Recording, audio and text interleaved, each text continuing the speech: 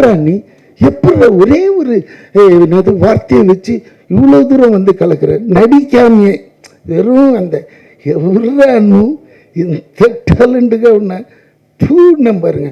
அந்த தூக்கு அவ்வளோ ஆடியன்ஸ் இருக்கிறாங்க.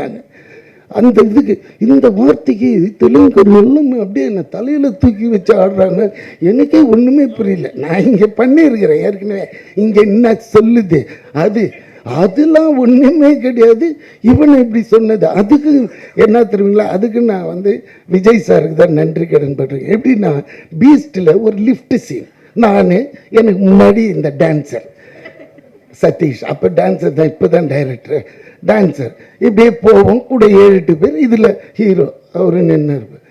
காலையிலேருந்து இதே தான். டே நெல்சா ஏதாவது ஒரு டைலாக் அதுக்கு ஒரு போர் அடிக்குது. இதை வந்து விஜய் சார் கேட்டார், ஏய் நெல்சன் எதனா கொடு, எதுனா ஒன்று சொல்லியா அப்படின்னா, எதுனா ஒன்று சொல்ல, அடே என்னடா விளையாடுற, அங்கங்கே கேமரா இருக்குது, இன்னும் சொல்லுன்னா முன்னாடி இவன் தாண்டா இருக்கிறான்னு. அப்புறம் இவனை பார்த்து சொன்னேன், டே நீ எதுனா ஒன்று சொல்லு, அது கவுண்டர் நான் அடிக்கணும். அதே மாதிரி இவன் சாவ போகிறோம், எது வில்லன் கையில், அந்த நேரத்தில் இவர் ஒன்று போடுவார், அதுக்கு விட்டங்க.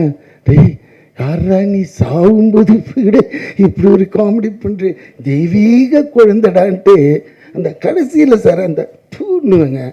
அதில் ஒருத்தன் ஏர்போர்ட்டில் என்னை பிடிச்சி சார் அந்த டைலாக்லாம் எங்கள் ஆளுங்களுக்கு ரொம்ப பிடிச்சிச்சு தெலுங்கில், ஆனால் அந்த தூணிங்கள அதுதான் சார் எனக்கு ரொம்ப பிடிச்சிச்சு. அதுக்காக நான் 20 டைம் பார்த்தேன். நான் அப்படின்ட்டு நானே கிளம்பி